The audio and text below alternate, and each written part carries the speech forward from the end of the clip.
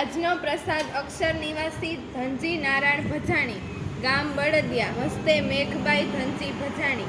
તેમના 12મા નિમિત્તે 11રસનો પ્રસાદ આપેલ છે. ફરાળમાં સાંબાની ખીર, ફરાળી